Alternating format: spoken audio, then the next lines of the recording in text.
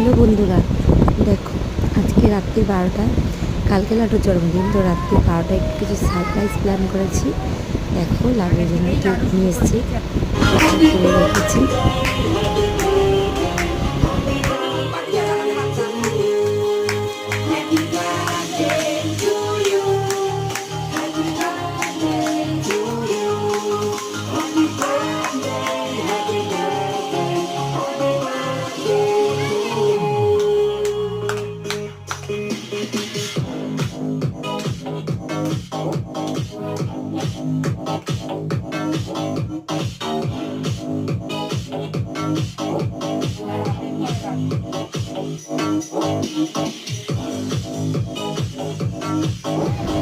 কেকটা দিলাম ওর হাতে, ওর বাবাকে খাওয়াবো বলে।